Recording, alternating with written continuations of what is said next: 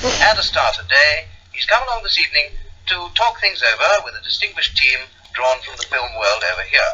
The chairman is Robert Mackenzie, and here he is to introduce the program. Mr. Chaplin, I'd like to begin with a very warm word of welcome. I think in the 3 weeks since you arrived, you must have sensed that all of us, the people of London and of the whole country, have been delighted to have you and your charming wife and family here in our midst. And every one of us will be hoping that you're enjoying your stay, and we hope, too, that you'll stay just as long as possible, and you'll come back much more frequently in the future. Very kind of you. Very kind of you. Well, there's certainly very little that I need to say by way of formal introduction to Mr. Chaplin. For most of us, film-goers and critics alike, as this morning's papers show, his reputation is unique.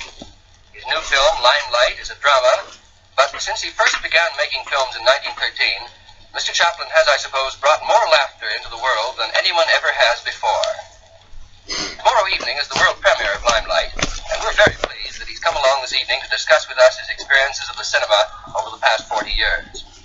To talk things over with him, we've a distinguished team of 4. 2 of them are film critics. Miss Dilys Powell of the Sunday Times, Paul Holt of the Daily Herald.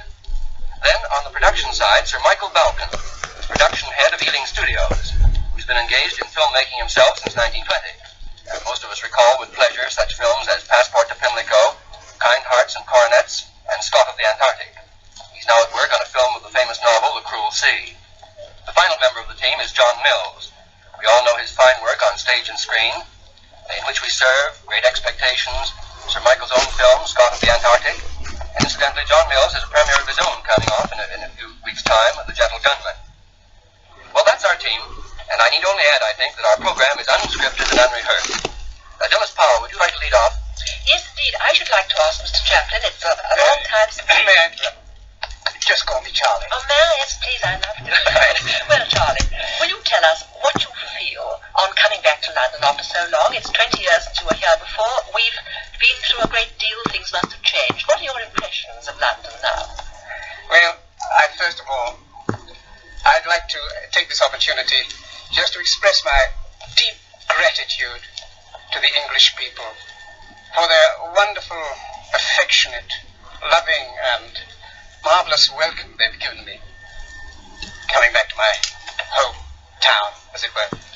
And I want to take this occasion just to tell you how much I appreciate it.